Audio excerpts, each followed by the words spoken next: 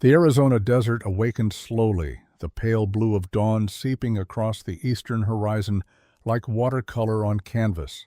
Sarah Blackwood stood motionless before a simple wooden cross, her slender figure a solitary silhouette against the awakening sky. Her calloused fingers traced the engraved letters on the weathered marker. Jacob Blackwood, beloved husband and father, 1840 to 1878. The morning breeze caught her honey-brown hair, lifting strands that had escaped her practical bun. 2 years. 2 years to the day since she'd buried him. 2 years of silent meals, empty bedrooms, and learning to breathe around the hollow space he'd left behind. Sarah placed a small bouquet of desert wildflowers at the base of the cross, their vibrant purples and yellows stark against the dull earth. As she straightened, something caught her eye, a fresh marking on the side of the wooden cross that hadn't been there during her last visit. She leaned closer, fingers tracing the unfamiliar symbol carved into the wood, a series of interconnected lines forming what appeared to be an arrow crossed with a lightning bolt. A chill ran down her spine despite the warming air. She recognized it from her childhood, an Apache protection symbol. But who would carve such a thing on her husband's grave? And why? Sarah's gaze swept across the horizon, the sensation of being watched prickling at the back of her neck. The vast emptiness of the desert stretched in all directions, broken only by scattered mesquite and the silhouettes of distant mesas. Nothing moved except the wind through the chaparral. She gathered her skirts and began the half-mile walk back to the ranch, her mind racing. The weight of the small Remington Derringer in her pocket offered little comfort against the growing unease. She'd carried it every day since Jacob's death, since finding him bleeding out on their porch, gunshot wounds puncturing his chest, his final words a whispered warning to protect the ranch at all costs. The crunch of a boot on gravel shattered the morning silence. Sarah froze, her hand instinctively reaching for the Derringer. 20 yards ahead, a figure emerged from behind a large boulder. The rising sun glinted off a silver star pinned to a dusty leather vest, a bounty hunter's badge. His face was weather-beaten and scarred, with eyes cold as river stones in winter. "Mrs. Blackwood," he called, his voice carrying across the distance. "Been looking for you." Sarah's fingers closed around the Derringer, but she didn't draw it. "What business do you have with me?" The bounty hunter's hand hovered near his holstered Colt. "Not with you, ma'am. With what your husband left behind." His cracked lips curled into something between a smile and a sneer. "Marshal Reeves sends his regards, says it's time to collect what's due." Before Sarah could respond, a whisper of movement sliced the air. The bounty hunter's eyes widened in shock as an arrow materialized in his throat, its shaft quivering with the impact. Blood spurted from the wound in a crimson fountain, soaking his vest and spattering onto the sun-baked earth. He clutched at his throat, a grotesque gurgling sound escaping his lips as he dropped to his knees. Sarah staggered backward, her heart hammering against her ribs. The bounty hunter toppled forward, face first into the dirt, his body twitching once before going still. Blood pooled beneath him, darkening the thirsty ground. A figure materialized from the shadows of a nearby arroyo, tall and lean, with copper skin and obsidian hair pulled back in a tight braid. His face bore the stoic lines of the Apache, but his eyes, a startling amber, suggested mixed heritage. He wore buckskin leggings and a cotton shirt, both weathered by sun and wear. A bone-handled knife hung at his belt alongside a tomahawk. Swift Arrow moved with predatory grace, crossing the distance to the fallen bounty hunter in 3 silent strides. He knelt, yanked the arrow from the dead man's throat with a sickening sound of flesh tearing, wiped the bloodied tip on the man's jacket, and returned it to his quiver. His eyes met Sarah's for the briefest moment, recognition flickering between them like heat lightning, before he melted back into the landscape, leaving Sarah alone with the corpse and the rising sun casting long shadows across the blood-soaked earth. Thomas Blackwood sat cross-legged on his bed, the weight of his father's Winchester .73 heavy across his lap. Sunlight streamed through the window, catching the rifle's worn brass receiver and casting golden reflections on the bedroom wall. At 14, he was still growing into his lanky frame, his father's features beginning to emerge on his boyish face, the same determined jaw, the same storm-gray eyes. He ran his fingers along the rifle's smooth stock, tracing the initials J.B. carved into the wood. The weapon had been his father's most prized possession, a reminder of his service in the Union Army. Now it represented something else to Thomas. Responsibility. Protection. The mantle of manhood thrust upon him too soon. "One day, son," his father had told him, "this rifle will be yours. But remember, a man doesn't measure his worth by how many times he fires his weapon, but by how many times he doesn't have to." Thomas chambered a round, then ejected it, repeating the action his father had taught him until the movement became fluid. Each night for the past 2 years, he'd kept the rifle loaded beside his bed, ears straining for any sound that might threaten his mother or their home. Each morning, he'd clean it meticulously, preparing for a danger he couldn't name, but felt approaching like distant thunder. The door creaked open, and Maria Rodriguez entered with a basket of freshly laundered clothes. The Mexican housekeeper had been with the family since before Thomas was born, her once black hair now streaked with silver, her face etched with lines of both laughter and sorrow. "Your mother is returning," she said, her accent thickening her words. "And you have not touched your breakfast, Niño." Thomas didn't correct her use of Niño, boy, though he'd asked her repeatedly to stop calling him that. "I'm not hungry, Maria." Maria set down the basket and crossed her arms. "A man who does not eat cannot protect anyone. Your father knew this." Before Thomas could respond, the distant sound of hoofbeats interrupted. He moved to the window, rifle instinctively raised. Through the glass, he saw his mother riding hard toward the house, her face set in an expression he'd grown to fear, controlled panic. "Something's wrong," he said, already moving toward the door. Maria crossed herself quickly. "Santa Maria, not again." Sarah dismounted before her horse had fully stopped, nearly stumbling as her boots hit the packed earth of the yard. Thomas burst from the house, Winchester in hand, his young face tight with worry that no child his age should know. "Get inside," Sarah ordered, grabbing his shoulder and steering him toward the door. "Both of you, inside now."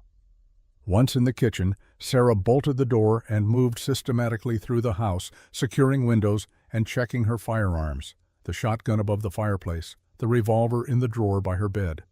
Her hands moved with practiced efficiency, betraying none of the terror clawing at her insides. "Mama, what happened?" Thomas asked, following close behind. Sarah hesitated, then realized her son was no longer a child to be shielded. "A bounty hunter was waiting for me at your father's grave. He mentioned Marshal Reeves." Thomas's face darkened at the unfamiliar name. "Who's Marshal Reeves?" "I don't know," Sarah admitted, though a nagging feeling suggested otherwise. The name stirred something in her memory, something Jacob had mentioned in passing. "But whoever he is, he sent a man with a gun to find me."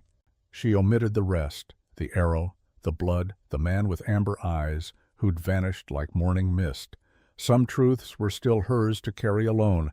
Maria crossed herself again. "And this man, he let you go?" Sarah's gaze shifted to the window.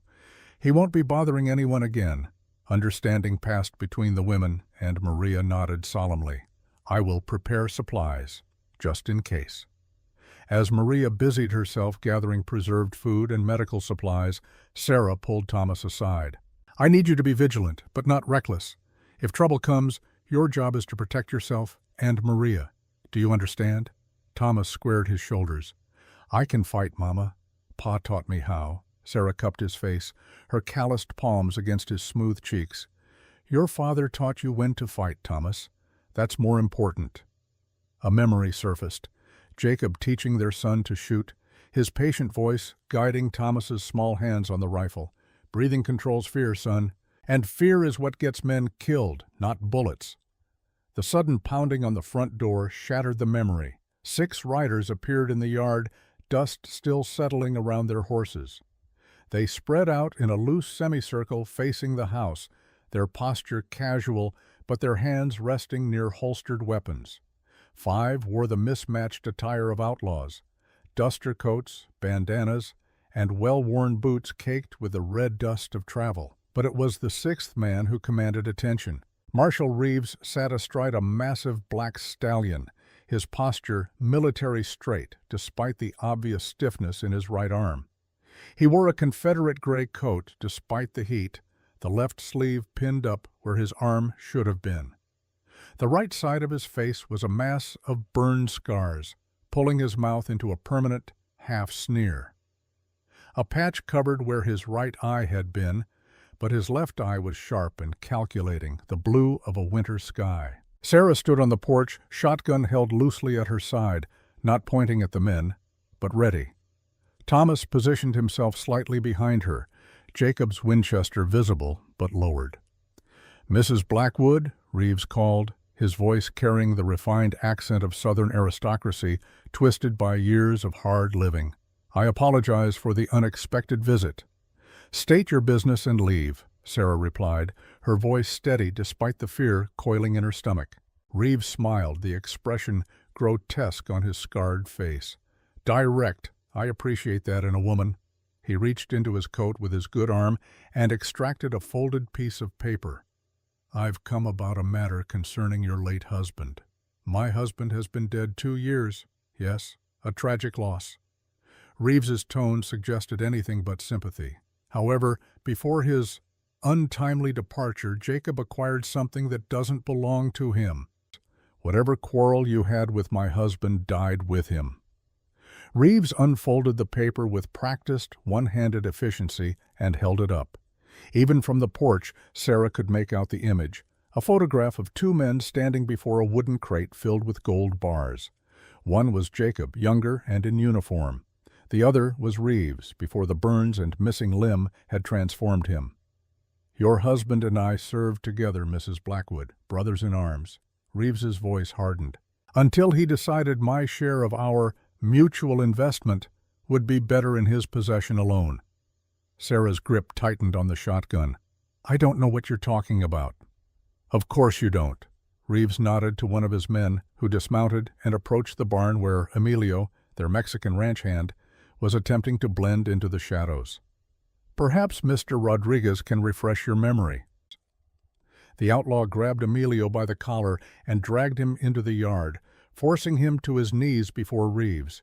Emilio's weathered face was a mask of fear, his eyes darting between Sarah and the outlaws. "Your husband employed this man for what, 10 years?" Reeves asked.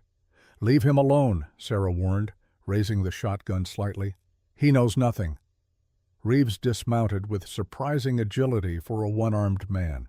He approached Emilio, drawing a wicked-looking Bowie knife from his belt. The blade caught the sunlight, sending a flash of reflected light across the yard. "In the war," Reeves said conversationally, "I learned many things about pain, how to endure it, how to inflict it." He pressed the knife's tip against Emilio's ear, how the anticipation of suffering is often worse than the suffering itself. "Stop!"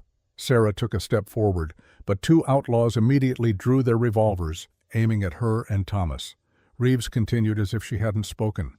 "Jacob took something from me, Mrs. Blackwood. Gold. Army gold. Enough to start a new life far from this God-forsaken territory." The knife began to cut, blood welling around the blade. Emilio whimpered, but didn't struggle. "He left me to die in a burning wagon, half my body on fire, surrounded by Apache. Do you know what it's like to feel your skin cook while arrows pierce your flesh?" With a swift motion, Reeves sliced through the top portion of Emilio's ear. The man screamed, blood streaming down the side of his face and onto his shirt. Thomas made a choked sound behind Sarah, his knuckles white on the rifle. "I survived." Reeves wiped the bloody knife on Emilio's shoulder. "I dragged what was left of me 10 miles to the nearest outpost. Spent 6 months in a field hospital while they cut away the dead flesh and tried to save what remained." His voice was eerily calm, almost contemplative. "All that time I thought about your husband. About the gold, about justice." He turned to Sarah, his single eye burning with an intensity that made her step back. "I'm not an unreasonable man, Mrs. Blackwood. I don't blame you for your husband's sins. I don't even want all the gold, just my fair share." Sarah swallowed, tasting dust and fear. "If Jacob had gold, he never told me about it. There's nothing here but honest earnings from cattle and horses." Reeves studied her face, searching for deception.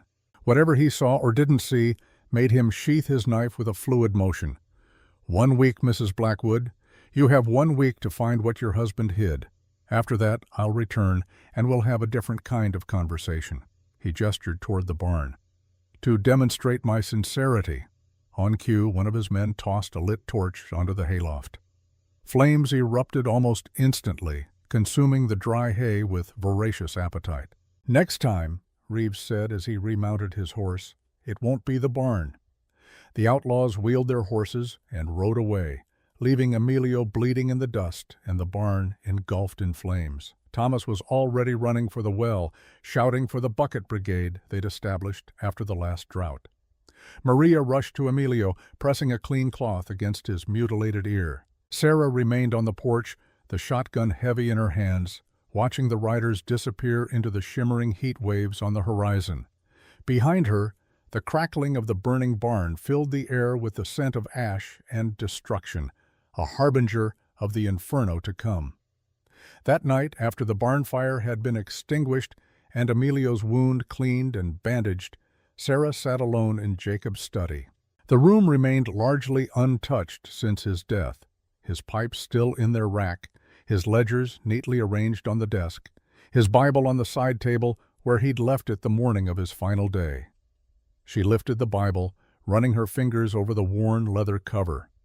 Jacob had read from it every night, his deep voice rumbling through the house with ancient promises and warnings. Sarah had never been as devout, but she'd respected his faith, the way it had anchored him after the horrors of war. Opening the Bible to where a ribbon marked his last reading, Sarah noticed something unusual, a slight bulge in the binding. Examining it closer, she found a small slit in the leather, carefully concealed. From it, she extracted a folded piece of parchment yellowed with age. Her hands trembled as she unfolded it. The paper contained a crude map drawn in what appeared to be Jacob's handwriting. It showed the ranch property with various landmarks noted, the creek to the north, the mesa to the east, the gravesite. But what caught her attention was a marking near the old well behind the house. An X with a series of numbers beneath it and a symbol that matched the one she'd seen carved on Jacob's cross that morning. Sarah's mind raced. Had Jacob hidden something there? Was this the gold Reeves had mentioned? But if so, why had Jacob never told her about it? A floorboard creaked in the hallway outside the study. Sarah quickly refolded the map and slipped it into her pocket. "Who's there?" Thomas appeared in the doorway, Jacob's Winchester cradled in his arms. His young face was haggard with exhaustion, his eyes too old for his years. "I couldn't sleep."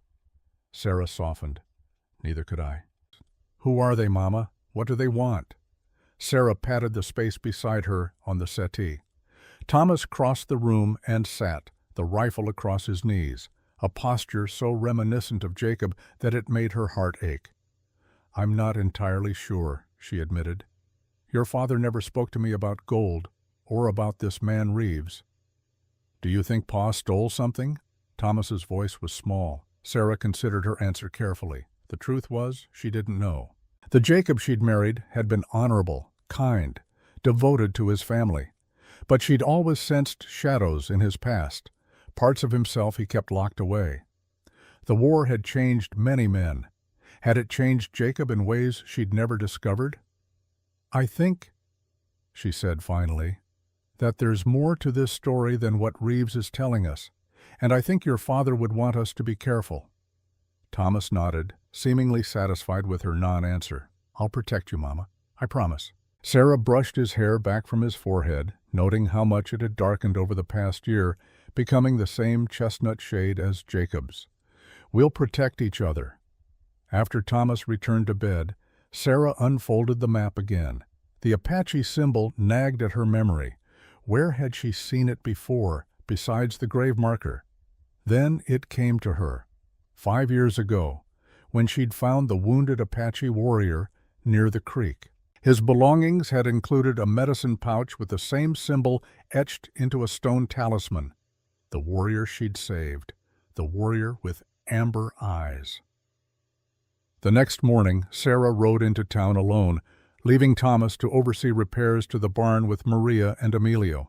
The small settlement of Promise Creek consisted of a single dusty street lined with false-fronted buildings, general store, saloon, blacksmith, church, and the two-story brick building that housed both the sheriff's office and the bank.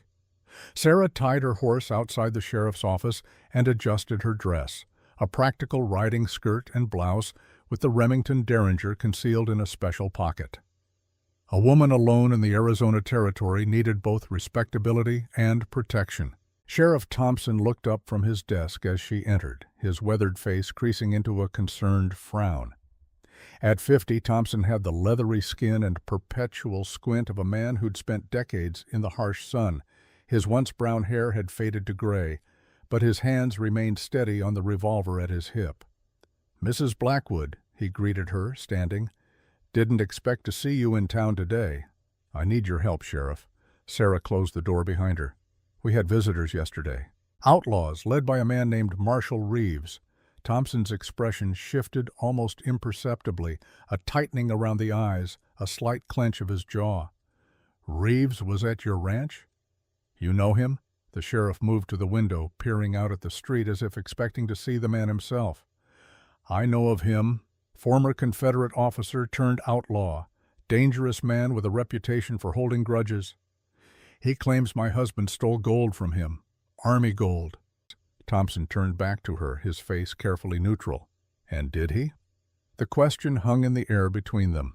Sarah studied the sheriff's face, suddenly aware of a tension that hadn't been there before. "If he did, he never told me about it." "I see." Thompson returned to his desk, his movements measured. "What exactly did Reeves want?" "He gave me a week to find the gold. Then he burned our barn as a warning." Thompson nodded slowly. "I can send a deputy out to keep an eye on things, but frankly, Mrs. Blackwood, my resources are limited. If Reeves has brought his whole gang, we're outnumbered." "So you're saying you won't help us?" Sarah didn't bother hiding her disappointment. "I'm saying be careful." Thompson lowered his voice. "Reeves isn't just after gold, he's after vengeance. Men like that don't stop until they get what they want, or until someone puts them in the ground." As Sarah turned to leave, she noticed a framed photograph on Thompson's desk that he hurriedly covered with a folder. Not before she glimpsed the image, though. A young woman, perhaps 20, with Thompson's eyes and chin. In the photograph, she appeared distressed, bound to a chair with a gag across her mouth. Sarah pretended not to notice, but her mind catalogued this strange detail as she bid the sheriff goodbye and stepped back onto the sun-baked street. Instead of heading directly home, Sarah crossed to the bank. The first bank of Promise Creek occupied the right side of the brick building, its windows recently cleaned and a fresh coat of paint on its sign, small luxuries that highlighted its status as the town's most prosperous establishment. William Parker, the bank manager, was helping an elderly customer when Sarah entered. He was a handsome man in his early 40s, with carefully pomaded hair and a neatly trimmed beard. His suit was Eastern in cut, slightly too formal for the frontier town, but impeccably maintained. He brightened visibly when he saw her. "Mrs. Blackwood, what a pleasant surprise." After finishing with his customer, Parker ushered Sarah into his private office at the back of the bank. The room was cool and dimly lit, furnished with a mahogany desk and leather chairs imported from St. Louis, a display of wealth that always made Sarah slightly uncomfortable. "To what do I owe the pleasure?" Parker asked, offering her a seat. "I received some disturbing visitors yesterday," Sarah began, watching his reaction carefully. "Men looking for something they claim Jacob took." Parker's smile faltered slightly. "I see. And these men, they were insistent?" "They burned my barn and threatened worse if I don't find what they're looking for." Parker leaned forward, his expression concerned. "Sarah, Mrs. Blackwood, please know that I'm at your disposal. Whatever you need, money, men, protection, you have only to ask." His eagerness struck Sarah as oddly personal for a business relationship, Parker had been making overtures since Jacob's death, respectful ones, always couched in terms of financial advice or neighborly assistance, but overtures nonetheless. "That's very kind, Mr. Parker, but what I need is information. Did Jacob ever mention anything to you about gold? Army gold, specifically?" Parker hesitated, his fingers drumming once on the desktop before going still. "Jacob was a private man. Our discussions were primarily related to ranch finances." But there was something in his eyes, a flicker of recognition, quickly suppressed. "Although," he added, "he did once mention a particular habit you might recall. Didn't he always whistle that old Union marching song, the battle cry of freedom, when he was thinking deeply about something?" Sarah stiffened. Yes, Jacob had indeed had that habit, but it was an intimate detail, something known only to those close to the family. How would Parker know such a thing unless— "Thank you for your time, Mr. Parker." Sarah stood abruptly. "I should be getting back to the ranch." Parker rose as well, coming around the desk. "Please, Sarah, allow me to escort you home. These are dangerous times, and a woman alone—" "Is perfectly capable," Sarah finished for him. "Good day, Mr. Parker." As she left the bank, Sarah couldn't shake the feeling that Parker knew more than he was saying, and that his interest in her went beyond mere neighborly concern or romantic interest. Thomas couldn't sleep. The events of the previous day replayed in his mind, the outlaws, the burning barn, the blood streaming down Emilio's face. Outside his window, the desert night was alive with sounds. Coyotes howling in the distance, the rustle of wind through mesquite, the occasional hoot of a hunting owl.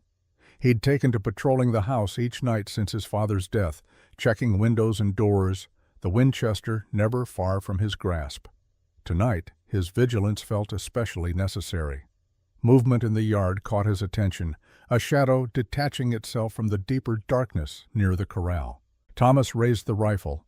Squinting through the window, the figure moved with fluid grace toward the back of the house, near the old well. Thomas's heart hammered against his ribs. One of Reeves's men coming back to finish what they'd started? He considered waking his mother but decided against it. This was his chance to prove himself, to protect the ranch as his father would have done. Barefoot and dressed only in his nightshirt, Thomas crept downstairs, careful to avoid the third step that always creaked. He slipped out the back door, the cool night air raising goosebumps on his arms. The Winchester felt heavy but reassuring in his hands as he moved from shadow to shadow toward the well. The figure was kneeling there, examining something on the ground by the light of a small covered lantern. Thomas could make out buckskin leggings and a dark shirt, long hair pulled back in a braid. Not one of Reeves's men then, someone else. Thomas raised the rifle and stepped forward. "Don't move!" The figure froze, then slowly turned. In the faint lantern light, Thomas saw copper skin, high cheekbones, and eyes that seemed to glow amber in the darkness. An Apache warrior, muscular and dangerous-looking. Thomas's finger tightened on the trigger. Everyone knew the stories about the Apache, their brutality, their raids on isolated homesteads, their torture methods. His mother had warned him never to venture too far from the ranch alone because of them. "I said don't move," Thomas repeated, his voice cracking with tension. The Apache regarded him calmly, seemingly unconcerned by the rifle aimed at his chest. "You are Jacob's son," he said in perfect, lightly accented English. "You have his eyes." The statement startled Thomas. "You knew my father?" "I know your mother." The Apache slowly raised his empty hands. "She saved my life once." Thomas's confusion must have shown on his face because the warrior continued, "Ask her about the wounded Apache she found by the creek 5 summers ago. Ask her about the knife she used to remove the bullet from my shoulder." Before Thomas could respond, a sound behind him made him turn. Too late he realized his mistake. "Never take your eyes off a potential threat." His father's voice echoed in his memory as he swung back toward the Apache. The shot echoed across the yard, shattering the night's stillness. Thomas had fired instinctively, the rifle's recoil slamming into his shoulder. The Apache staggered backward, blood blossoming on his upper arm where the bullet had grazed him. "Thomas!" Sarah's voice cut through the ringing in his ears. She was running toward them, her nightgown billowing around her legs, the Remington clutched in her hand. The Apache pressed his hand against the wound, his expression more surprised than pained. "The boy shoots well," he said as Sarah reached them, "like his father." Sarah stared at the warrior, recognition dawning on her face. "It's you." Thomas looked between them in confusion. "Mama, you know this man?" Sarah lowered her pistol slowly. "His name is Swift Arrow, and yes, I know him." She turned to Thomas, her expression grave. "Go inside and get my medical bag. Now." Thomas hesitated, unwilling to leave his mother alone with the Apache. "Go, Thomas, he won't hurt me." Something in her tone, certainty, not fear, made Thomas obey. He backed away, keeping the rifle trained on Swift Arrow until he reached the house. In the kitchen, Sarah cleaned Swift Arrow's wound by the light of a single oil lamp, turned low. The bullet had only grazed his upper arm, tearing through muscle but missing bone and major blood vessels. Still, it bled freely, the crimson staining the clean white cloth Sarah pressed against it.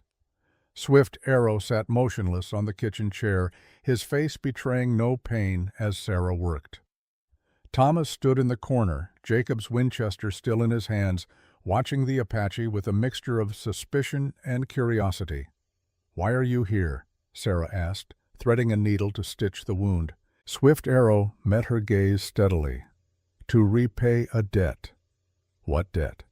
"5 summers ago I lay dying by the creek. An arrow in my leg, a bullet in my shoulder, bounty hunters on my trail." His voice was deep and measured, each word carefully chosen. "You found me. You could have alerted the hunters. Instead you hid me in your barn and removed the bullet with this." He reached into a pouch at his waist and extracted a small surgical knife. Sarah's knife, lost years ago. Sarah's hands stilled. "I thought you'd died. You were gone the next morning, nothing but bloodstains on the hay." "I left before your husband could discover me." Swift Arrow's expression remained impassive, but something flickered in his amber eyes. He would not have shown the same mercy. "How do you know that?" "Because I knew Jacob Blackwood before you did." Swift Arrow's gaze shifted to Thomas. "I knew him during the war, when he hunted Apache for the army, before he became the man you married." Sarah's breath caught. Jacob had rarely spoken of his time during the war, describing his service only as frontier duty with the Union forces. She'd always assumed he'd fought Confederates, not natives. "You're lying," Thomas said from the corner, his knuckles white on the rifle. "My father wasn't a murderer." Swift Arrow didn't look away from Sarah. "War makes murderers of many men. Some find redemption afterward. Some don't." Sarah tied off the final stitch and wrapped a clean bandage around Swift Arrow's arm. "That still doesn't explain why you're here now." "Because Marshal Reeves has returned." Swift Arrow accepted a cup of water from Sarah, his fingers briefly brushing hers. "And he will not stop until he has what he wants, or until you and your son are dead." "You know Reeves?" Swift Arrow nodded grimly. "He has hunted me for years, put bounty on my head. The man you killed yesterday morning was one of many he has sent." Sarah felt Thomas's startled gaze on her back, but didn't turn. "How do you know about that?" "Because I have watched over this ranch since the day you saved me." Swift Arrow set down the cup. "Just as I watched over your husband's grave, carving protection symbols to ward off evil spirits. Just as I was watching yesterday when Reeves and his men came." Sarah sat back, processing this revelation. "The Apache symbol on the cross. That was you?" Swift Arrow nodded. "And now I offer you my help. Reeves is not just seeking gold. He hungers for vengeance against your husband. And against me." "Why you?" "Because I am the one who led the Apache warriors who attacked his unit after your husband left him to die." Swift Arrow's expression darkened. "We killed 12 of his men that day. Reeves alone survived, though badly wounded." A tense silence filled the kitchen. Thomas had moved closer, the rifle now pointed at the floor but still ready. "Why should we trust you?" he demanded. Swift Arrow turned to the boy. "Because your mother once trusted me enough to save my life. Because I have protected your family from afar for 5 years. And because without me, you will not survive what is coming." Sarah studied the Apache warrior, seeing him clearly in the lamplight for the first time. His face bore the weathered lines of a hard life, but his eyes held an intelligence and depth that belied the savage stereotype. The scar that ran from his left temple to his jaw spoke of past violence, yet his hands, now folded calmly on the table, moved with a healer's precision. "The map in Jacob's Bible," she said finally. "Do you know what it leads to?" Swift Arrow's expression revealed nothing. "I know that Reeves believes it leads to gold. I know that Jacob buried something beneath the old well, and I know that the symbol marked on that map is sacred to my people. It marks a place of power, a gateway between worlds. Can you help us find it?" Swift Arrow held her gaze for a long moment. "I can. But first you must decide if you are prepared to face what may be hidden there, and if you are prepared to accept the truth about your husband, whatever it may be." A gunshot cracked the pre-dawn stillness outside, followed by the sound of approaching horses. Swift Arrow was on his feet instantly, moving to the window with predatory grace despite his wounded arm. "Reeves's men," he said, his voice tightening. "4 riders approaching from the east." Sarah felt her blood run cold. It hadn't been a week.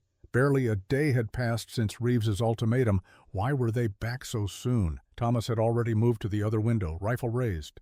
"I count 5, he said, his young voice steady despite the danger, "and they're carrying torches." Sarah made her decision in that moment, looking between her son and the Apache warrior who had protected them from the shadows. Whatever secrets Jacob had kept, whatever truths lay buried beneath the well, nothing mattered more than keeping Thomas safe. "What do we do?" she asked Swift Arrow. His amber eyes glinted in the lamplight, something like approval flashing in their depths. "We fight. And then we find what Jacob hid, before Reeves burns everything you love to the ground." The first torch arced through the darkness toward the house, trailing sparks against the fading stars of the Arizona night. The battle for the Blackwood Ranch had begun. The flaming torch arced through the darkness, trailing orange sparks against the indigo sky.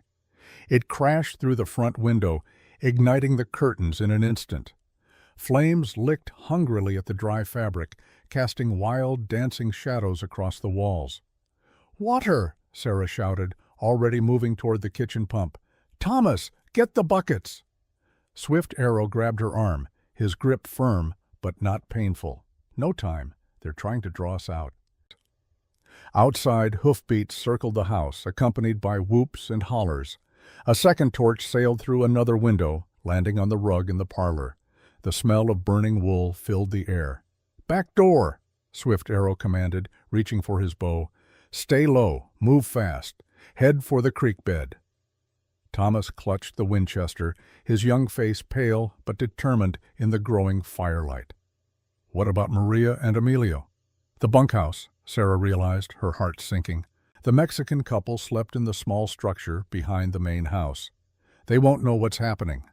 Swift Arrow nodded once. "I'll get them. You and the boy go to the creek. Follow it north to the stand of cottonwoods. Wait for me there." "I'm not leaving you," Thomas protested. Sarah grabbed her son's shoulder. "This isn't the time to argue. We do as he says." She turned to Swift Arrow. "Be careful." Something flickered in the Apache's amber eyes, surprise at her concern, perhaps. He nodded once before slipping out the back door like a shadow detaching itself from darkness. Sarah snatched up her medical bag and the shotgun that hung above the kitchen door. "Stay close to me," she told Thomas, "and keep your head down." They crept out the back entrance as the front of the house became engulfed in flames. The night air felt cool against their skin after the growing inferno inside. Crouching low, they made their way toward the dry creek bed that ran along the eastern edge of the property. A shout went up from one of the riders. "There! The woman and boy!" Gunfire erupted, bullets kicking up dust at their feet. Sarah pushed Thomas into a run, her nightgown billowing around her legs as they sprinted for the shelter of the creek's embankment. The shotgun banged against her thigh, heavy but reassuring.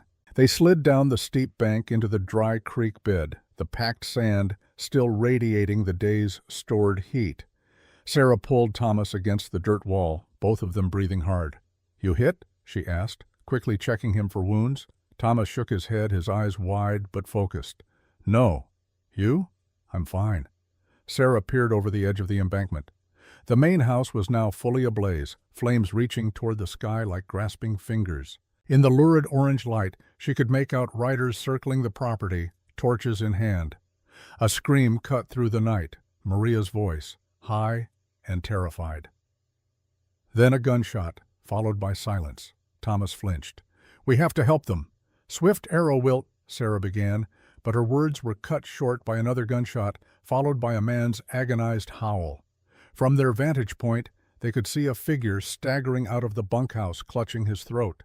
Blood, black in the firelight, poured between his fingers. The man took 3 faltering steps before collapsing face first into the dirt. "Sweet Jesus," Sarah whispered. A shadow moved behind the fallen outlaw, Swift Arrow, his knife glinting red in the firelight.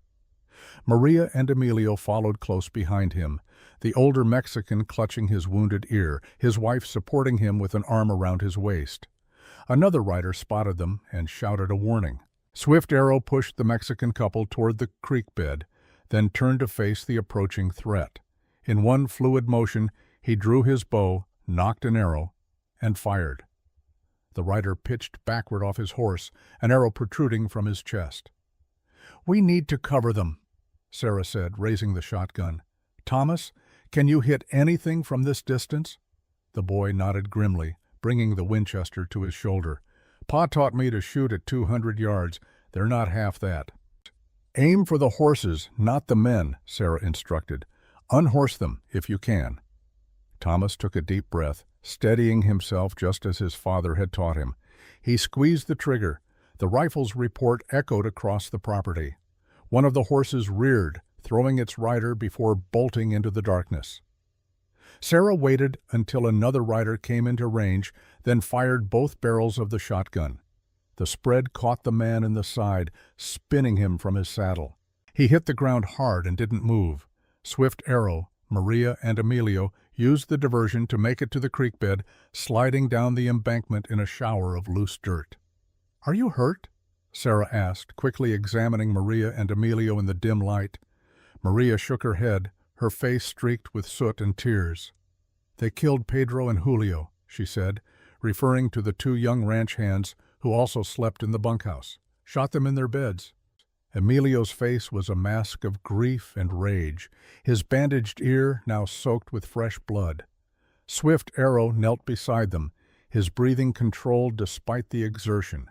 A fresh cut sliced across his cheek, but otherwise he appeared uninjured. "We need to move," he said, gesturing northward along the creek bed. "They will search here soon." "Who are they?" Sarah asked, as they began moving in a crouch along the dried watercourse. "Reeves didn't come himself?" "Not Reeves. These are just scouts, testing your defenses." Swift Arrow's voice was grim. "The real attack comes later." They traveled nearly a mile along the creek bed before climbing out near a stand of cottonwood trees. The ancient trees provided cover, their pale trunks ghostly in the moonlight, leaves rustling like whispered conversations in the night breeze. From this vantage point, they could still see the Blackwood Ranch in the distance, the house and barn now fully engulfed in flames, orange light painting the underside of smoke clouds that billowed into the night sky. Everything Sarah had built with Jacob over 15 years of marriage was being reduced to ash and cinders. Thomas stood beside her, the Winchester still clutched in his hands, watching their home burn. His young face was set in hard lines that no 14-year-old should know. "What now?" he asked, his voice steady despite everything. Swift Arrow had been examining the surrounding terrain, his senses attuned to any pursuit. "They will assume we fled into town," he said. "It gives us time to find what Jacob hid." Sarah turned to him. "The map showed something near the old well, but we can't go back there now." "We don't need to," Swift Arrow pointed to a rocky outcropping about half a mile east of their position. The well draws from an underground river that flows beneath these lands. There is another entrance, a sacred place known to my people. A cave? Thomas asked. Swift Arrow nodded. The gateway to the spirit world, my father called it. Jacob found it during his time hunting Apache. It is there he would have hidden whatever Reeves seeks. Maria and Emilio exchanged worried glances. Spirits walk in such places, Maria said, crossing herself. Evil spirits. Not evil, Swift Arrow corrected. Just different. Older than your god. Sarah made a quick decision. Maria, Emilio, you should head for town. Find Sheriff Thompson. Tell him what happened. Emilio shook his head stubbornly. We stay with you, Senora. The sheriff. He hesitated, glancing at Swift Arrow. What about the sheriff? Sarah pressed. He is not to be trusted, Emilio said finally. 2 days ago, I saw him meeting with one of Reeves's men outside of town. The revelation settled like a stone in Sarah's stomach. Her encounter with Thompson made more sense now. His evasiveness, the strange photograph on his desk. Then go to the church, she amended. Reverend Howard will help you. After some persuasion, Maria and Emilio agreed, setting off toward town with instructions to travel cross-country and avoid the main road. When they were gone, Sarah turned to Swift Arrow. Lead the way to this cave. The cave entrance was hidden behind a tumble of boulders at the base of the rocky outcropping. Swift Arrow moved these aside with practiced efficiency, revealing a narrow fissure barely wide enough for a person to squeeze through. Cool, damp air wafted from the opening, carrying the mineral scent of underground water. I'll go first, Swift Arrow said, lighting a small oil lamp he'd carried in his pack. Then Thomas, then you. He looked at Sarah. Stay close. It's easy to become lost in the tunnels. The passage descended steeply, forcing them to half-climb, half-slide down into the earth. The lamplight cast grotesque shadows on the rock walls, which glistened with moisture.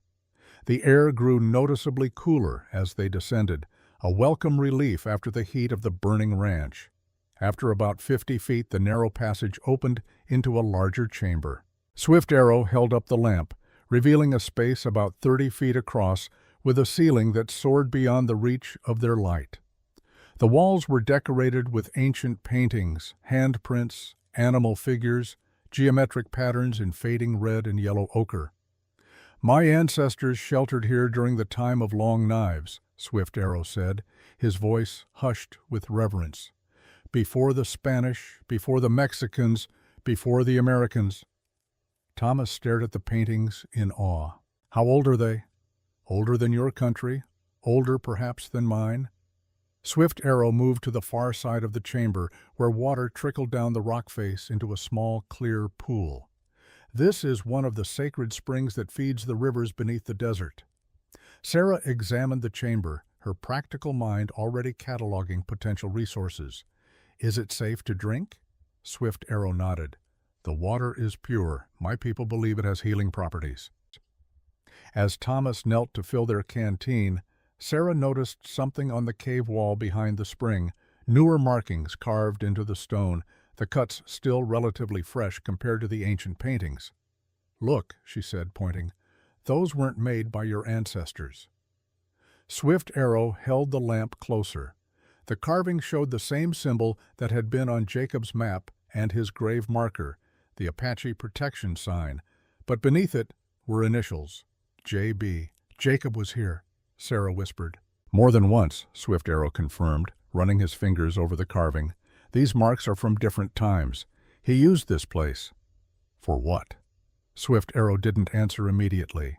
Instead, he moved to the side of the pool and began examining the rock face methodically. After a moment, he pressed against a seemingly ordinary section. A grinding sound echoed through the chamber as a portion of the wall swung inward, revealing a hidden passage.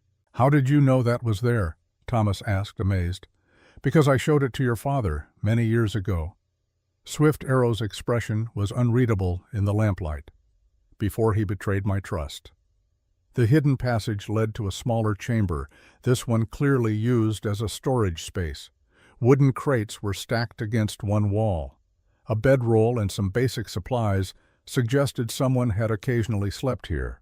A rough-hewn table held maps, papers, and a kerosene lamp. Sarah approached the table, lifting the lamp to examine the documents. They were military dispatches, payroll records, and a detailed map of Army movements in the territory.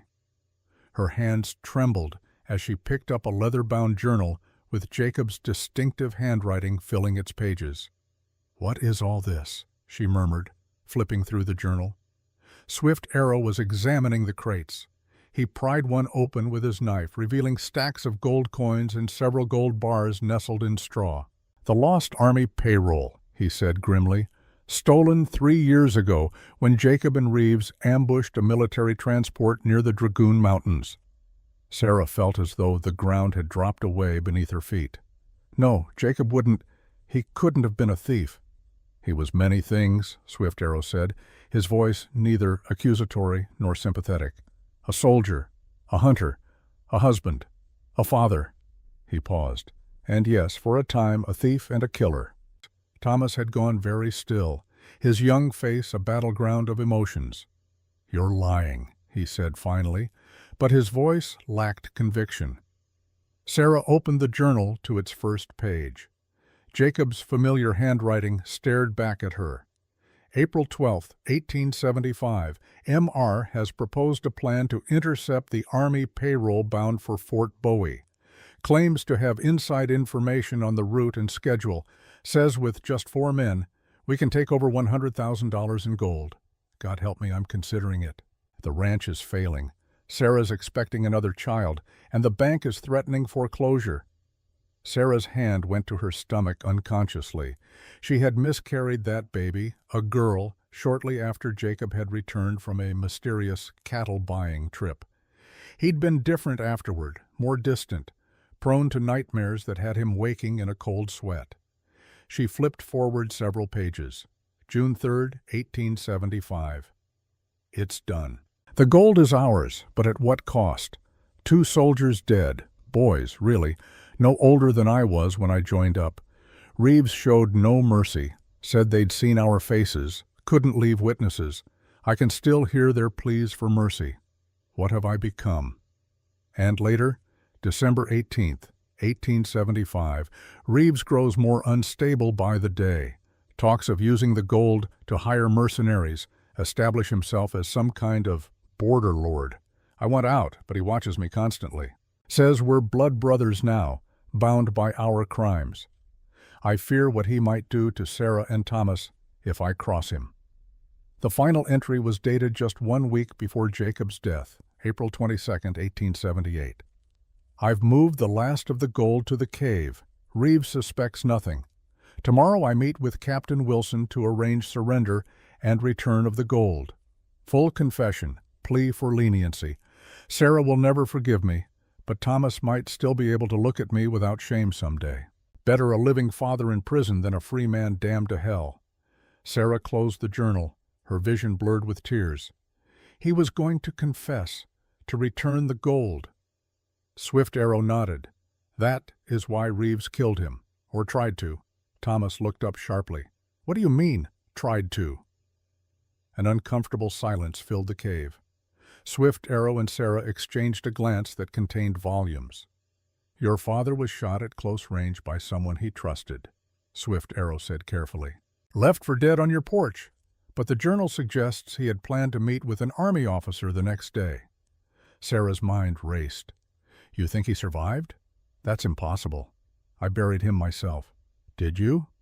Swift Arrow's amber eyes seemed to glow in the lamplight. Or did you bury a closed coffin too heavy for you to lift? Before Sarah could respond, the distant sound of voices echoed through the cave system. Swift Arrow immediately extinguished the lamp, plunging them into darkness. Someone's coming, he whispered. Multiple men. Thomas raised the Winchester, pointing it toward the entrance to their chamber. Reeves? No, Swift Arrow breathed, his hearing more acute than theirs. The voice? It's the banker Parker. Sarah felt a chill run through her. How would Parker know about this place? The same way he knew about your husband's whistling habit, Swift Arrow replied grimly. He knows more than he should. The voices grew louder. Flashlight beams bounced off the walls of the outer chamber, sending fingers of light through the partially opened secret door. "We need to hide," Sarah whispered. Swift Arrow shook his head. "Too late, they'll find the door, the gold." He reached for his bow. "We fight." "Wait!" Sarah grabbed his arm. "There's another way out? You said the old well connects to this cave system." "Yes, but the passage is narrow, partially flooded in places." "Show us." Swift Arrow hesitated, then nodded. He moved to the far corner of the chamber and shifted a stack of crates, revealing another, much smaller opening in the rock wall. "This leads to the well, eventually, but it's dangerous." Sarah was already ushering Thomas toward the opening. "Go," she told her son. "We'll be right behind you." Thomas looked between his mother and Swift Arrow, reluctance clear on his face. "I should stay and fight." "You should protect the journal," Sarah said firmly, pressing the leather-bound book into his hands.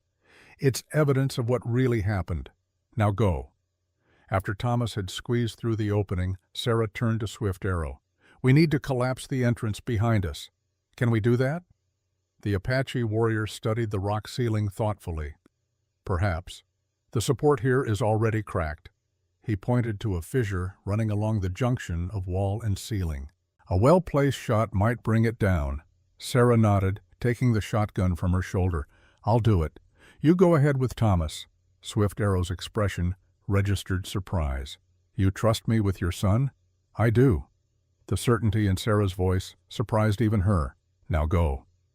After Swift Arrow had disappeared through the opening, Sarah waited until the voices and flashlight beams were almost upon them.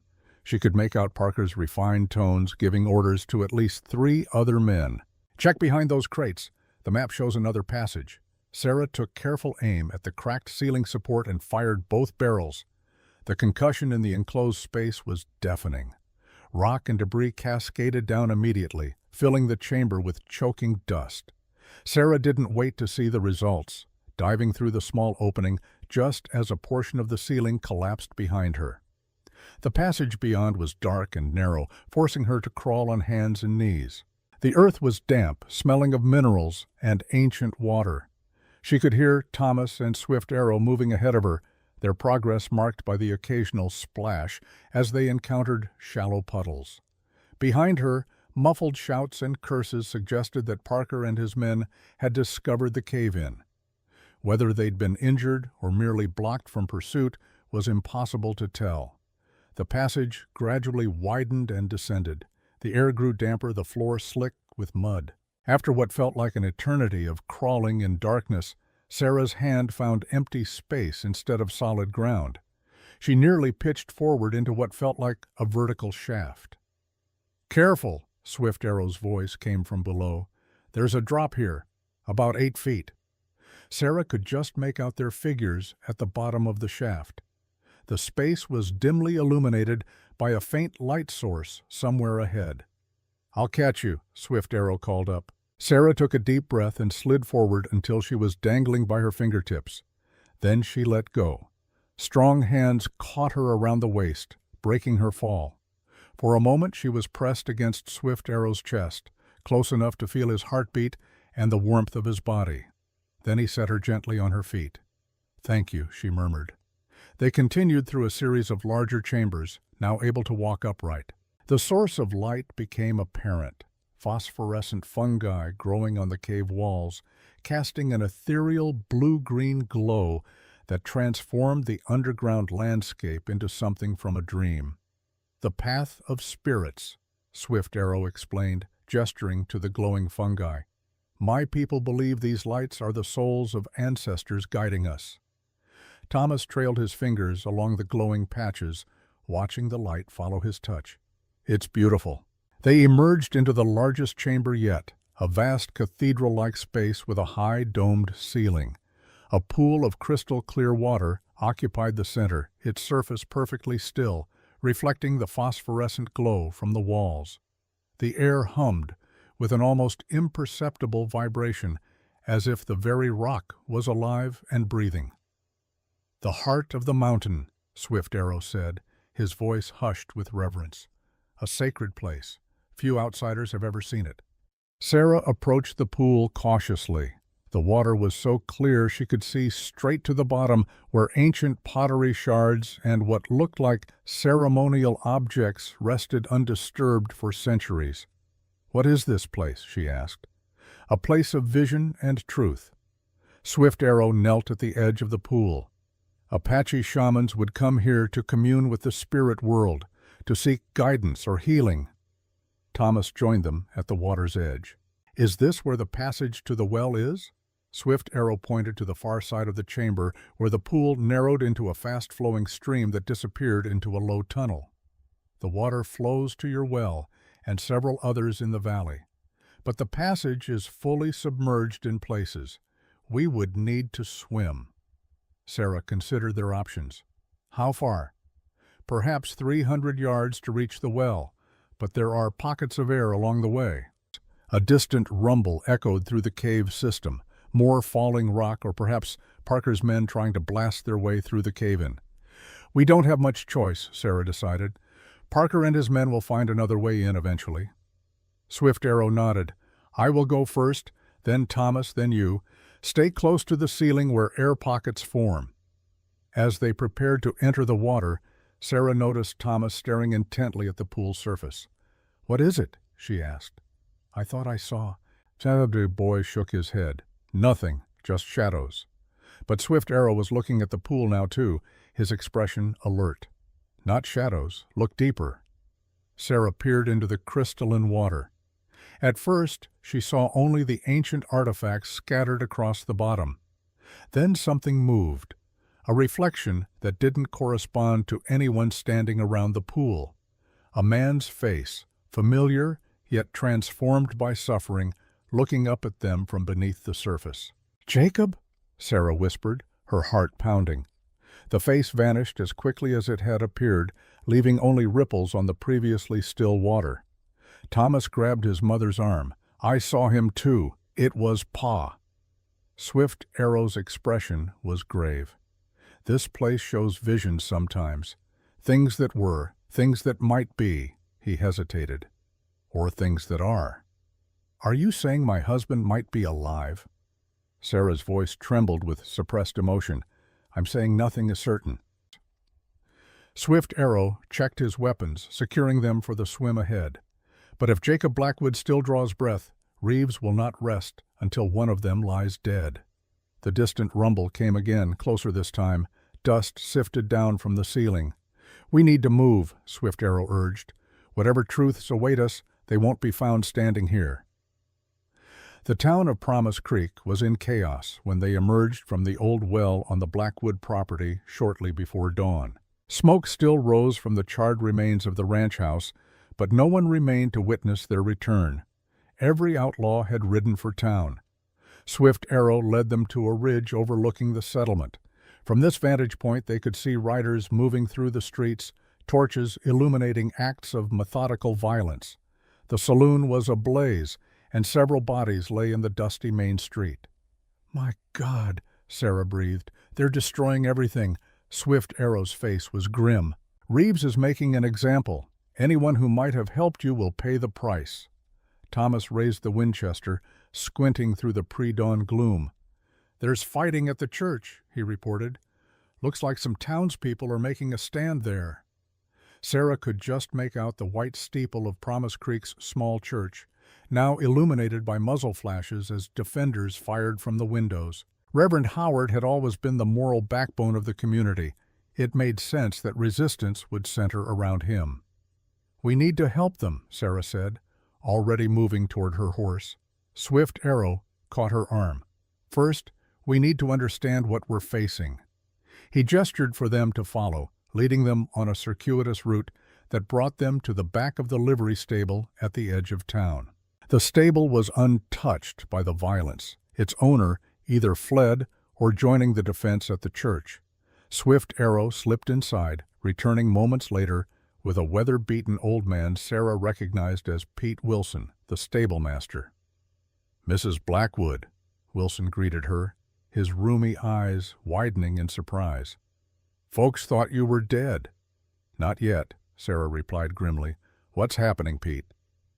The old man spat a stream of tobacco juice. Reeves rode in just after midnight with his whole gang, 20, maybe 30 men, started by taking over the sheriff's office. "Thompson?" Sarah asked. Wilson's expression darkened. "Shot dead when he tried to double-cross Reeves. Seems the sheriff had been working for him, but had second thoughts when the killing started." Swift Arrow and Sarah exchanged glances. The photograph on Thompson's desk, his daughter held hostage, explained his initial cooperation. "Anyway," Wilson continued, "Reeves declared himself the new law in Promise Creek, said anyone harboring the Blackwood woman or boy would hang. That's when Reverend Howard spoke up, said no man stood above God's law." "The Reverend always was braver than wise," Sarah murmured. "They tried to hang him right there in the street," Wilson said, shaking his head at the memory. "But some of the miners from up Copper Creek Way started shooting. Full-out war after that. Reverend and about 20 townspeople barricaded themselves in the church." "And Maria? Emilio?" Sarah asked anxiously. "Made it to the church before the shooting started. They're the ones told everyone about your ranch being burned." Thomas had been scanning the town through a crack in the stable wall. "The bank's still standing," he observed. "Looks like they're using it as a headquarters." Swift Arrow nodded. "Parker." Wilson's bushy eyebrows shot up. "That fancy banker? He's thick as thieves with Reeves now. Been strutting around town giving orders like he owns the place." "In a way, he does," Sarah said bitterly, thinking of the gold hidden in the cave. "Or thinks he does." Swift Arrow had been examining the layout of the town, his tactician's mind assessing angles of fire and potential approaches. "The church is nearly surrounded," he said, "but there's a blind spot behind the blacksmith shop. We could approach from there." "Just the 3 of us against 30 gunmen?" Wilson asked incredulously. "4," came a new voice from the shadows at the back of the stable. They all turned, weapons raising instinctively. A figure stepped forward, hands held open in a gesture of peace. He wore a duster coat, trail-worn and dusty. A wide-brimmed hat shadowed his face, but there was something hauntingly familiar in his stance. "Who's there?" Sarah demanded, shotgun aimed at the stranger's chest. The man removed his hat, revealing a face weathered by sun and hardship, a terrible scar puckering the skin over his heart where a bullet had nearly ended his life. But the storm-gray eyes were unmistakable, the same eyes that looked out from Thomas's young face. "Hello, Sarah," said Jacob Blackwood. "It's been a long time." Sarah felt the world tilt beneath her feet. The shotgun wavered in her suddenly numb hands. "Jacob?" she whispered. Thomas stepped forward, his face a battlefield of emotions: shock, joy, confusion, anger. "Pa?" Jacob's eyes, filled with a lifetime of regret, moved from his wife to his son. "You've grown, Thomas," he said softly. "You look like a man now." Swift Arrow alone seemed unsurprised by the resurrection. He regarded Jacob with a complex expression that mingled old anger with something like resigned acceptance. "You knew," Sarah accused him, finding her voice at last. "You knew he was alive." "I suspected," Swift Arrow corrected. The spirits in the pool confirmed it. Jacob stepped closer, his movements cautious, as if approaching a wild animal that might bolt. "I can explain everything, Sarah." "Explain?" Sarah's voice rose with sudden fury. "Explain letting me think you were dead for 2 years? Explain leaving me and Thomas alone while you— what? Hid like a coward?" "Not hiding," Jacob said, his voice rough with emotion. "Hunting. Tracking Reeves, trying to end this before he could find you." "Well, you failed," Sarah snapped, gesturing toward the burning town. "He found us anyway, and now people are dying because of whatever you and he did." Jacob flinched as if struck. "I know, that's why I'm here, to finish it once and for all." Thomas had been silent, studying his father with an intensity beyond his years. Now he spoke, his voice steady, despite the storm of emotions clearly raging within him. "The journal said you were going to confess, to return the gold." Jacob nodded slowly. "I was. The night before I was to meet with Captain Wilson, Reeves confronted me, said he knew what I was planning. His hand went unconsciously to the scar on his chest. He shot me, left me for dead on our porch." "I found you," Sarah said, the memories of that night flooding back with painful clarity. "You were barely breathing, so much blood." "You saved my life," Jacob acknowledged. "But when I came to, I realized something. If Reeves thought I was dead, you and Thomas would be safe, so I let you believe it too." "The coffin," Sarah whispered. "It was nailed shut. The Reverend said it was because of the damage." "Rocks," Jacob confirmed, "to give it the right weight. I slipped away while you were sedated. Doc Evans gave you laudanum for the shock." A heavy silence fell over the stable. Outside, the sounds of gunfire had momentarily ceased, though the glow of fires still illuminated the pre-dawn sky. Finally, Swift Arrow spoke. "This reunion can wait. People are dying while we talk." Jacob nodded, visibly pulling himself together. "You're right." He turned to Sarah and to Thomas. "I know I've lost the right to ask anything of you, but I'm asking anyway. Help me stop Reeves. After that," he spread his hands, "after that I'll accept whatever judgment you pass on me." Sarah studied her husband, this stranger wearing Jacob's face, carrying Jacob's voice, but transformed by 2 years of secrets and solitude. The urge to embrace him warred with the desire to strike him for his deception. Instead, she did neither. "For the people in that church," she said finally, "not for you." Jacob accepted this with a nod, his eyes reflecting a pain deeper than physical wounds could cause. "Fair enough. What's the plan?" Thomas asked, breaking the tension. Despite everything, a fierce joy lit his young face. His father was alive. Whatever else that meant, it was enough for now. Jacob reached into his coat and withdrew a folded paper. "I've been watching Reeves for days, mapping his men's positions, their patrol routes." He spread the crude diagram on a hay bale. "The church is key. If we can reinforce the defenders there, create enough chaos, I can get to Reeves." Swift Arrow examined the map. "A diversion?" Jacob nodded. "Here and here." He pointed to the livery and the feed store at opposite ends of the main street. "Fires. Draw their attention away from the church long enough for someone to reach the defenders with extra ammunition and coordinate a breakout."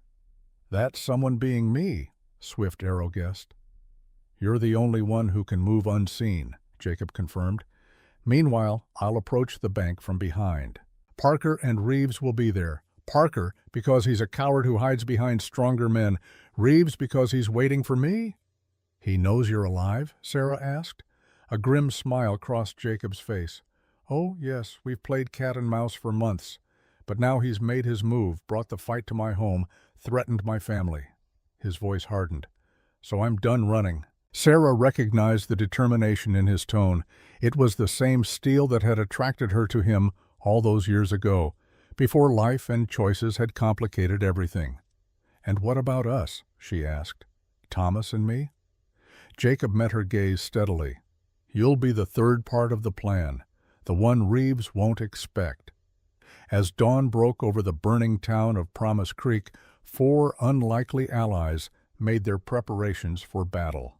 A husband returned from the dead. A wife with a heart divided between anger and hope.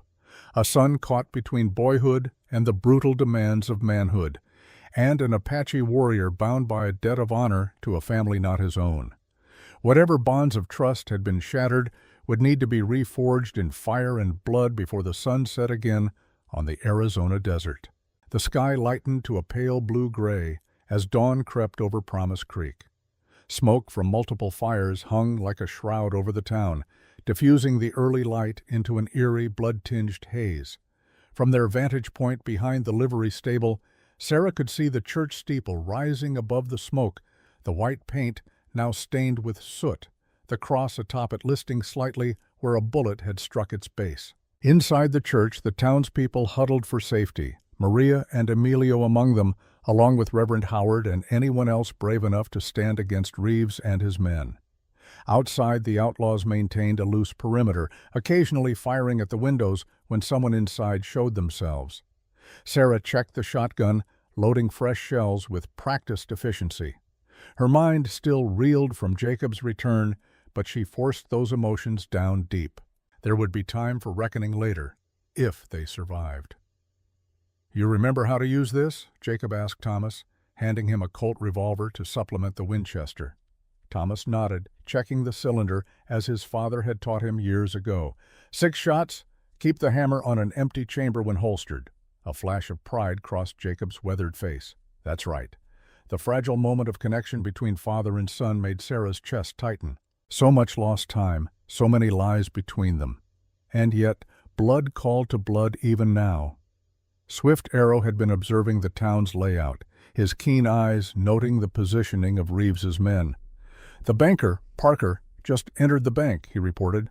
4 guards at the door. "Reeves will be inside," Jacob confirmed, planning his next move. He turned to Sarah and Thomas. "Remember, your job is to create a diversion big enough to draw men away from the church. Don't engage unless absolutely necessary." Sarah met her husband's gaze directly. "And your job is to stay alive this time." Something flickered in Jacob's eyes, regret perhaps, or a promise. He reached out as if to touch her face, then let his hand fall without making contact. "I'll do my best." Swift Arrow had been preparing his own weapons, checking his bowstring, counting arrows, securing the knife at his belt. "It's time," he said simply. The 4 separated, each moving toward their assigned positions. Swift Arrow melted into the early morning shadows, heading toward the rear of the church where the defense was thinnest. Jacob circled wide around the town's perimeter, aiming to approach the bank from behind. Sarah and Thomas made their way toward the feed store at the eastern end of the main street, keeping to alleys and backyards to avoid detection. As they crouched behind a water trough, waiting for the signal to start their diversion, Thomas looked at his mother. "Do you think we can trust him, Pa, I mean?" Sarah considered the question carefully. "I think he believes he's doing the right thing now." She adjusted her grip on the shotgun. "Whether that makes up for the past, I don't know." Thomas nodded, his young face solemn. "I used to dream he'd come back, that it was all a mistake." His voice grew quieter. "Now I don't know what to feel." Sarah squeezed his shoulder. "Feel what you feel, Thomas. No one can tell you that's wrong." A lone gunshot echoed from the western edge of town, Jacob's signal that he was in position. Sarah took a deep breath. "That's our cue. Ready?" Thomas nodded, jaw set with determination. "Ready." Sarah struck a match and lit the oil-soaked rag stuffed into a bottle of kerosene. "Now!" She hurled the makeshift bomb through the window of the feed store. The bottle shattered, spraying flammable liquid across bags of grain and hay bales. Flames erupted instantly, hungrily consuming the dry material. Across town, a similar fire bloomed at the sawmill, Jacob's contribution to the diversion. Shouts of alarm rang out as Reeves's men noticed the twin blazes. "Fire! The feed store's burning!" Several outlaws abandoned their posts around the church, racing toward the new threats. As planned, the diversion was drawing attention away from the besieged townspeople. "Now for Phase 2, Sarah said, leading Thomas toward the back of the general store.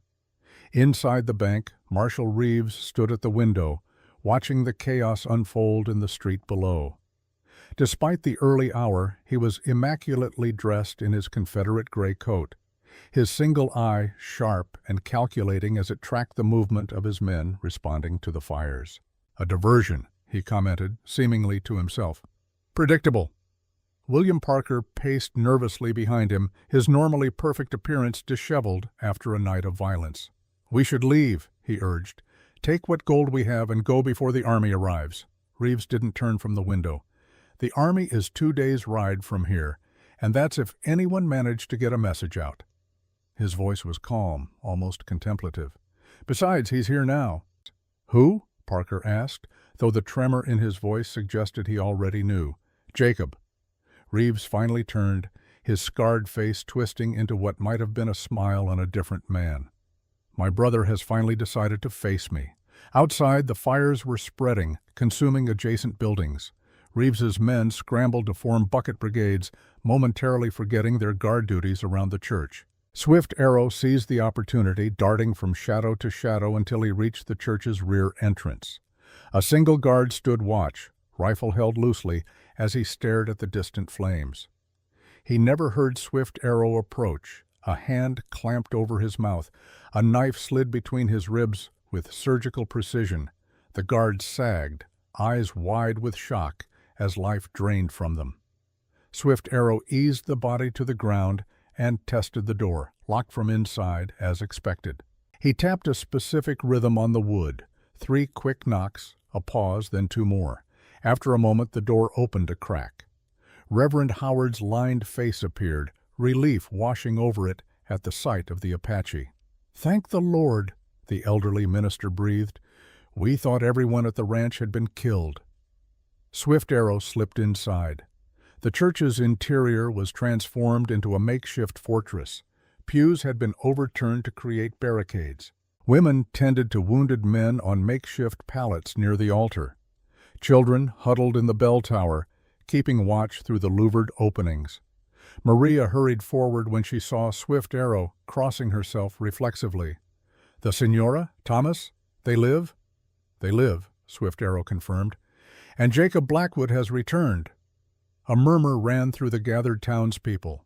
Jacob's name was known to all, some as friend, some as merely the husband of the respected Sarah Blackwood, but to all as a man 2 years in his grave.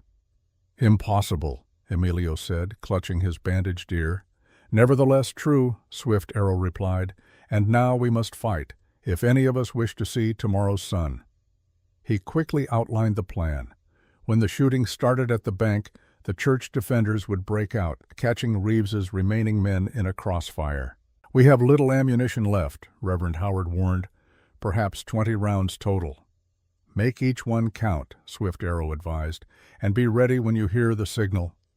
At the bank's rear entrance, Jacob checked his weapons one final time.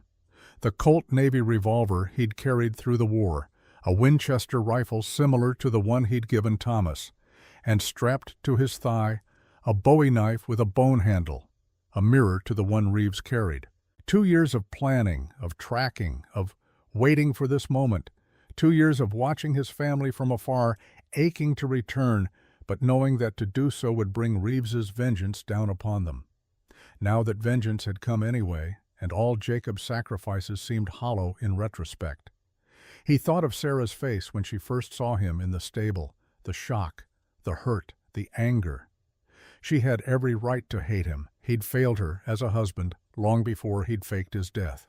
The gold, the lies, the slow corruption of his soul after the war, all of it had driven a wedge between them even before Reeves's bullet had provided the perfect opportunity to disappear. And Thomas. God, the boy had grown so much. No longer the child Jacob remembered, but nearly a man, with a man's determination in his eyes. Would he ever understand why his father had made such choices? Would he ever forgive? Jacob pushed these thoughts aside. Redemption wasn't guaranteed, but at least he could ensure his family's safety. With practiced stealth, he slipped through the bank's back door. Sarah and Thomas had reached their second position, the roof of the sheriff's office. From this vantage point, they had a clear view of both the bank and the church. More importantly, they could see the remaining outlaws, now reduced to about a dozen men, split between guarding the church and responding to the fires. "Look," Thomas whispered, pointing toward an alley across the street. Sarah followed his gaze. 3 riders were approaching from the east. Newcomers, not part of Reeves's original gang. The lead rider was a massive man with a full beard and what appeared to be a lawman's badge pinned to his buckskin vest. Bounty hunters, Sarah realized. Reeves must have sent for reinforcements. This complicated matters. Their plan relied on reducing the number of gunmen through diversion, not adding more to the fight. "We need to warn Paw and Swift Arrow," Thomas said. But there was no way to reach them without exposing themselves. Sarah made a quick decision. "Change of plan. We take out those riders before they can join up with Reeves." Thomas nodded grimly, raising the Winchester to his shoulder. With a steadiness beyond his years, he sighted down the barrel, exhaled slowly, and squeezed the trigger. The lead rider jerked in his saddle as the bullet found its mark, toppling sideways to the dusty street. The other 2 immediately scattered, diving for cover. "Good shot," Sarah said, raising her own shotgun as one of the bounty hunters appeared at the corner of a building. She fired, the spread catching the man in the chest and face. He went down without a sound. The third bounty hunter was smarter, staying hidden while trying to determine the source of the gunfire. Sarah and Thomas ducked low on the roof, reloading their weapons. "Two down," Thomas whispered. "Where's the third?" His question was answered by the crash of a door being kicked in below them. The bounty hunter had entered the sheriff's office. Sarah put a finger to her lips, pointing to the roof access hatch they'd used to reach their position. Heavy footsteps sounded on the stairs within the building, approaching the roof. Thomas moved to cover the hatch, Winchester aimed and ready. Sarah positioned herself behind him, shotgun raised. The hatch flew open. Thomas fired. The bullet whizzed past the bounty hunter's head as he ducked to the side. The man returned fire, the bullet splintering the wooden roof inches from Thomas's foot. Sarah's shotgun roared, the blast catching the bounty hunter's shoulder and spinning him around. He staggered but didn't fall, raising his pistol for another shot. Thomas fired again, this time finding his mark. The bounty hunter clutched his chest, an expression of surprise frozen on his face as he toppled backward down the stairs. "We need to move," Sarah said urgently. "That shooting will bring others." Even as she spoke, shouts erupted from the direction of the bank. The final phase had begun. Inside the bank, Jacob moved silently through the back office, hearing voices from the main room ahead. He recognized both, Reeves's cultured southern drawl and Parker's higher nervous tone. Jacob checked the loads in his revolver one last time, then stepped through the doorway, gun raised. "Hello, Marshal," he said quietly. Reeves turned slowly, seeming utterly unsurprised. His single eye gleamed with something like satisfaction. "Jacob, right on schedule." Parker scrambled backward, nearly tripping over a chair. "Blackwood? But you're dead." "Reports of my death were premature." Jacob kept his revolver trained on Reeves, noting that the man's hand hovered near his own holstered weapon. "It's over, Marshal. The Army knows about the gold. They're on their way." Reeves smiled, the expression grotesque on his scarred face. "Always the liar, even now. If the Army was coming, you wouldn't be here alone." He took a step forward. "You know, I've imagined this moment for 2 years, wondered what I'd say when I finally faced you again." "And?" Jacob asked, not lowering his gun. "And I realized words don't matter anymore. Just this." Reeves drew his revolver with surprising speed for a one-armed man. Jacob fired first. The bullet struck Reeves in the shoulder of his remaining arm, spinning him around. But incredibly, Reeves maintained his grip on his weapon, returning fire as he fell. His shot went wide, shattering a window behind Jacob. Outside, the gunshot triggered Swift Arrow's signal to the church defenders. Reverend Howard rang the church bell, 3 peals that cut through the smoky air. On cue, the townspeople burst from the church doors, firing at the surprised outlaws who remained on guard duty. Simultaneously, Sarah and Thomas began picking off Reeves's men from their rooftop position, creating deadly crossfire. The street erupted in chaos as the trapped outlaws sought cover that didn't exist. Inside the bank, Jacob ducked behind a desk as Reeves fired again, this time using his wounded arm to steady his aim. The bullet splintered the wood near Jacob's head. "You left me to die in that wagon, brother," Reeves called out, his voice tight with pain and rage. "Burning alive while Apache arrows pierced my flesh." "You killed those soldiers," Jacob replied, shifting position to get a better angle. "Murdered them in cold blood. It wasn't what we agreed to." Reeves laughed, a harsh sound devoid of humor. "What did you think would happen? That we'd politely ask for the payroll and they'd hand it over? War taught us better than that." Jacob risked a glance around the desk. Reeves had taken cover behind an overturned table, blood seeping through his coat sleeve. Parker was nowhere to be seen, likely fled through a back exit at the first shot. "The war ended, Marshal," Jacob said, "but you never stopped fighting it." "Because men like you never let me," Reeves's voice rose in genuine anguish. "You, with your perfect family, your fresh start.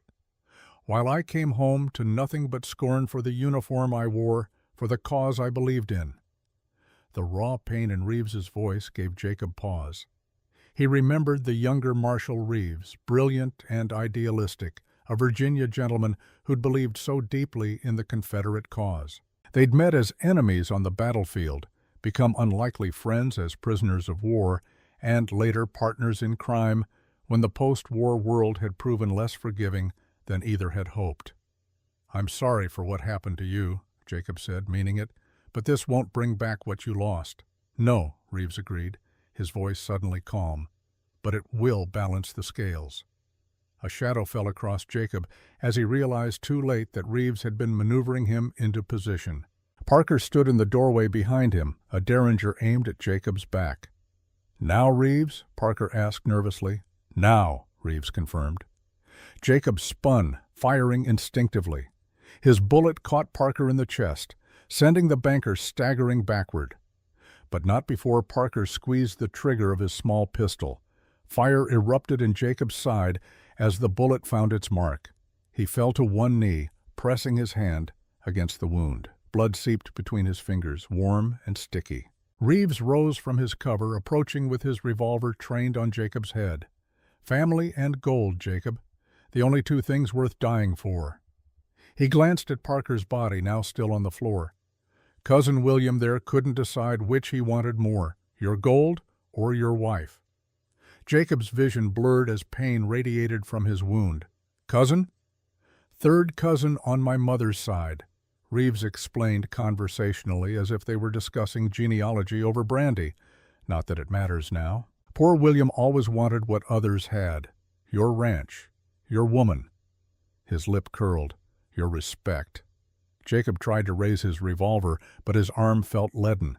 The gun slipped from nerveless fingers. "I won't kill you yet," Reeves continued. "First, you'll watch your Apache friend die. Then your boy. I'll save your pretty wife for last." He leaned closer, his voice dropping to a whisper. "And I'll make sure she knows you watched it all happen and couldn't stop it. Again." A crash from the front of the bank interrupted Reeves's taunting. Swift arrow burst through the shattered window, bow drawn. An arrow aimed at Reeves's heart. "Step away from him," the Apache commanded.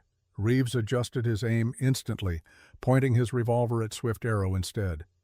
"The faithful dog returns to his master." He smiled thinly. "Did Jacob tell you how many of your people he hunted before his conscience troubled him?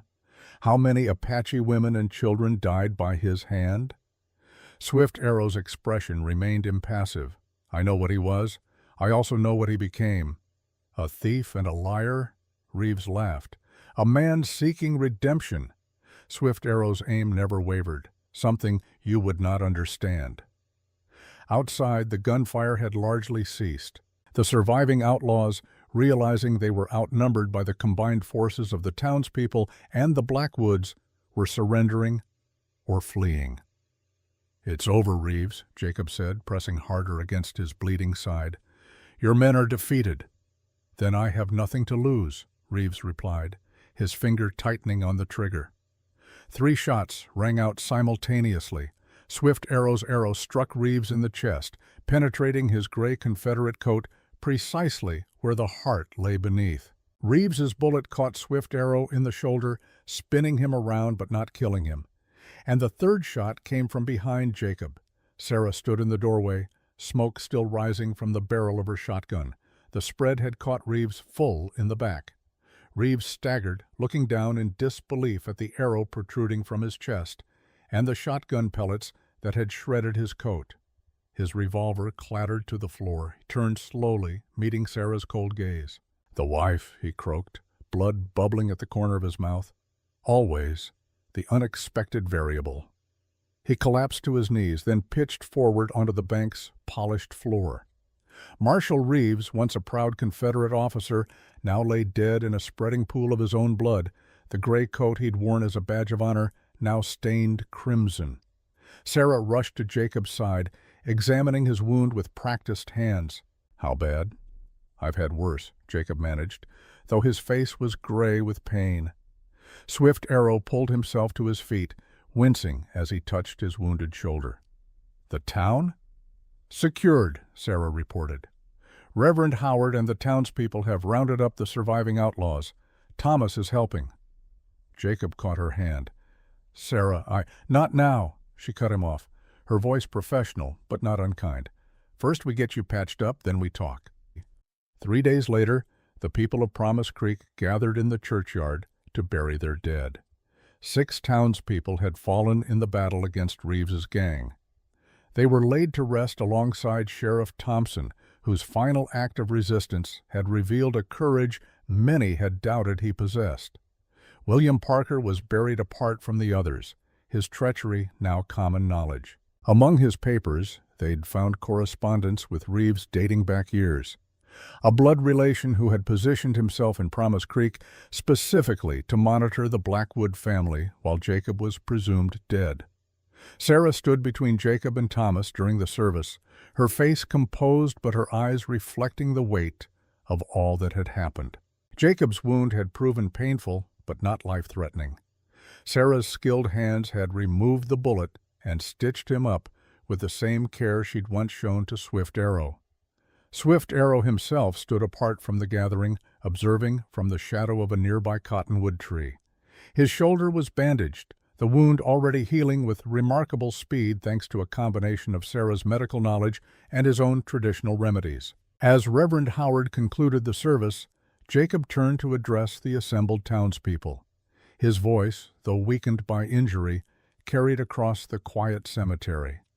"What happened here was my responsibility," he said simply. "The gold that Reeves sought was stolen by my hand as much as his. I can't bring back those who died because of my actions, but I can try to make amends." He explained his plan to return the army gold, along with a full confession of his part in the original theft. The remainder of his own legitimate savings would go toward rebuilding the town and compensating the families of those lost in the battle. "I expect to face military justice for my crimes," he concluded, "and I'll accept whatever punishment is deemed appropriate." Afterward, as the townspeople dispersed, Blue Hawk appeared at the edge of the cemetery. The elderly Apache, nearly 70 years old but still straight-backed and dignified, had come down from his mountain dwelling upon hearing of the battle. He beckoned to Swift Arrow, who joined him in conversation, too quiet for others to hear. Sarah approached them, respecting their privacy, but waiting to be acknowledged. When Swift Arrow turned to her, she spoke softly. "You're leaving, aren't you?" Swift Arrow nodded. "Blue Hawk brings news. The few remaining Apache in this region are gathering at the old winter grounds. I must join them." Sarah felt an unexpected pang of loss. In the days since the battle, a strange bond had formed between her family and this solitary warrior, a bond forged in blood and survival. "Will you return?" she asked. Swift Arrow's amber eyes held hers for a long moment. "That depends on what remains here for me to return to." His gaze shifted meaningfully to Jacob, who stood some distance away with Thomas, examining the church's bullet-scarred exterior. Sarah understood the unspoken question. "I don't know yet," she admitted.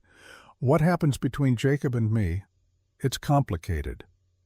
"The heart often is," Swift Arrow replied with unexpected gentleness. "But you are strong, Sarah Blackwood, stronger than any woman I have known. You will find your path." Blue Hawk approached, his weathered face solemn as he addressed Sarah in halting English. "Your husband has walked 2 roads, one dark, one seeking light. Your son walks between worlds like my grandson," he gestured to Swift Arrow. "In the old ways, such children were special. Bridge builders." Sarah glanced at Thomas, seeing him with new eyes, the way he stood like his father but listened with her patience, embodying the best of both. "I will conduct ceremony tonight," Blue Hawk continued, "for your husband, to help his spirit find peace. You will come?" The invitation surprised her. Apache rarely shared their sacred rituals with outsiders. "I would be honored," she replied. As dusk fell, a small group gathered at the base of the mesa where the cave entrance lay hidden. Jacob and Sarah, Thomas, Swift Arrow, and Blue Hawk. A fire burned low, sending sparks spiraling upward to join the emerging stars. Blue Hawk performed the cleansing ritual with sage smoke and prayer, speaking in the Apache language with occasional translations from Swift Arrow. The ancient words seemed to hang in the night air, carrying away the spirits of violence and deception that had haunted them all. When it was done, Jacob appeared transformed. Not physically, but something in his bearing had lightened, as if a great weight had been lifted from his shoulders. "Thank you," he said to Blue Hawk, the words clearly inadequate for what he had experienced. The elderly Apache merely nodded, gathering his ceremonial items. "I go now. Swift Arrow will join me at dawn." He looked at Thomas. "Young one may come learn our ways, if Mother permits. Bridge builders are needed in days ahead." After Blue Hawk departed, the four remaining sat in comfortable silence around the dying fire. Thomas eventually dozed off, his head resting against a saddle, exhausted by the events of the past week. "What will you do now?" Swift Arrow asked Jacob. Jacob stared into the embers. "Face the consequences of my actions. Turn myself in to the army when they arrive tomorrow." He glanced at Sarah. "After that, it's not my decision to make." Sarah had been quiet throughout the ceremony, her thoughts turned inward. Now she looked at her husband, the man she had mourned, hated, and perhaps still loved despite everything. "I can't pretend the last 2 years didn't happen," she said finally, "or the lies before that." Jacob nodded, accepting her words without defense. "I know. But I also can't pretend I don't see how you've changed, what you're trying to do now." She took a deep breath. "Thomas needs his father, and I need time." Hope flickered in Jacob's eyes. "Time is something I'm willing to give, however much you need." Swift Arrow rose, moving a short distance away to give them privacy. The firelight caught his profile, strong and stoic against the night sky. Sarah followed him, leaving Jacob to his thoughts. "You never told me," she said quietly when she reached the Apache's side. "About your connection to Jacob before, about your mixed heritage." Swift Arrow turned to face her. "Would it have mattered? It might have helped me understand sooner." She studied his face in the dim light. "Your mother was white?" He nodded. "Captured during a raid when she was young. Eventually became my father's wife by choice. Taught me her language, her ways." A rare vulnerability showed in his expression. "When the army came, they killed her along with my father, though she begged in English for mercy." "I'm sorry," Sarah said simply. "It was long ago." Swift Arrow looked toward the stars. Jacob was among those soldiers, though he did not strike the killing blow. Years later, our paths crossed again during a peace talk. He recognized me, sought my forgiveness. "Did you give it?" "Not then." Swift Arrow's gaze returned to her.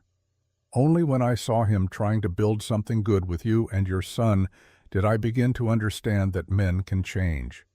Sarah absorbed this in silence. After a moment she asked, "Will you really leave with Blue Hawk tomorrow?"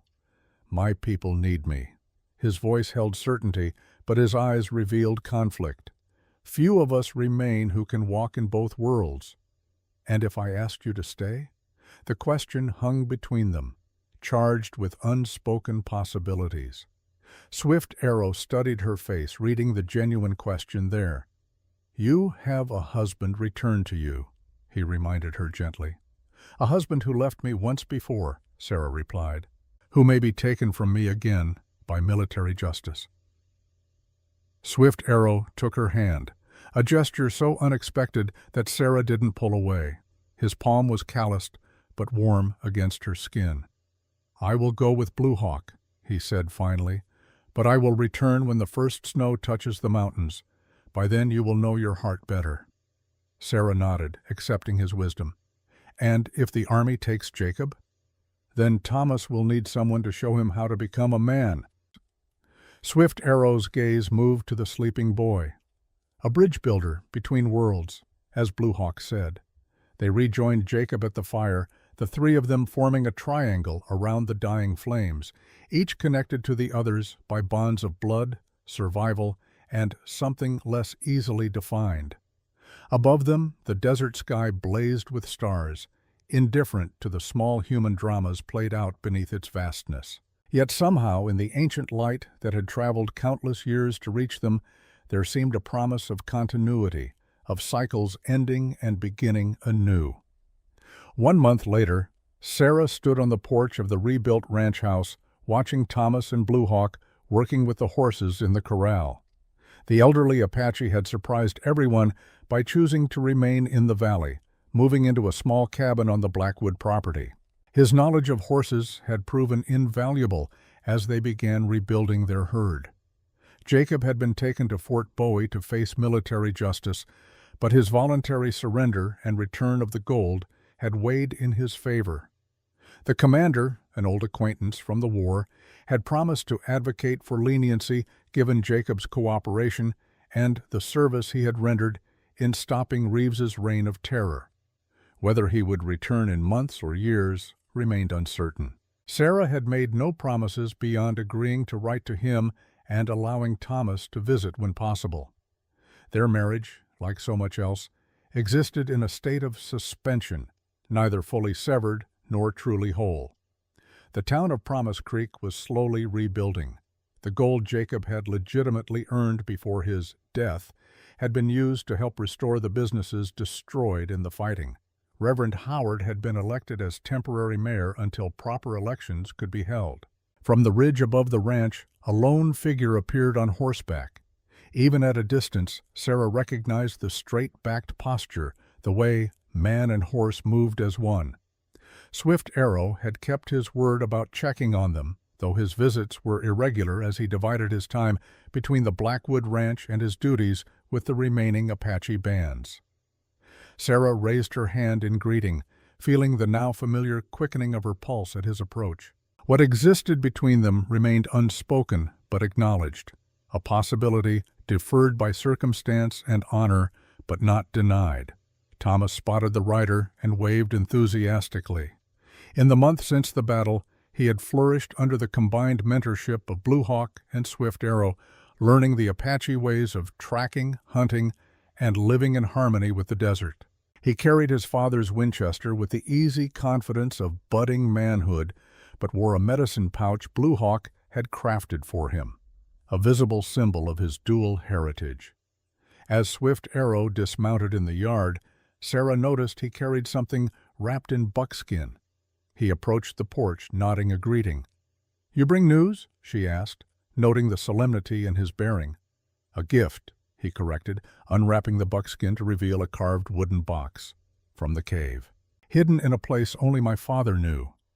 Sarah opened the box carefully. Inside lay a silver locket, her mother's, lost years ago during their journey west.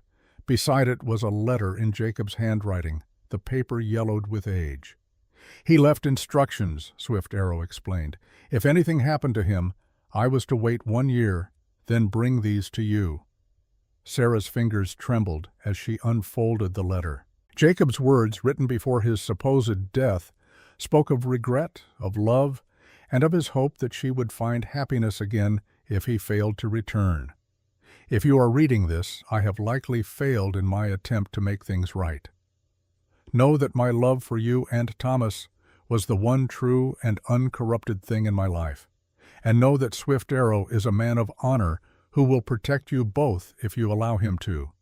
Trust him as I have come to, though I had no right to ask for his trust in return." The letter continued, explaining the location of additional funds hidden where even Reeves would never have found them, enough to secure Thomas's future and Sarah's comfort for years to come. When she finished reading, Sarah folded the letter carefully and returned it to the box. "He knew," she said softly. "Even then he saw what might come to pass between us." Swift Arrow's expression revealed nothing, but his amber eyes held a question. "Jacob may return someday," Sarah acknowledged. "Or he may not. I cannot live my life waiting for either outcome." She met Swift Arrow's gaze directly. "The ranch needs a foreman, someone who understands both worlds we inhabit." "And is that all you need?" Swift Arrow asked quietly. Sarah stepped closer to him, close enough to feel the warmth radiating from his body. "No," she admitted, "but it's where we can begin." In the corral, Thomas had mounted his pinto pony, practicing the Apache riding techniques Blue Hawk had taught him. The boy had his father's seat on a horse and his mother's determined set to his jaw. He carried the legacy of both his parents, but was becoming something unique, a true bridge between worlds. The desert stretched around them, harsh and beautiful in the afternoon light. The land that had witnessed so much blood and pain now offered a tentative peace, not forgetting, but perhaps forgiving, not erasing the past, but allowing for a future to grow from its ashes. Sarah and Swift Arrow stood side by side on the porch, watching Thomas ride, their shadows merging in the slanting sunlight. Neither moved to touch the other, but in the space between them, something new had begun to take root, fragile as a desert bloom after rain, but equally determined to survive.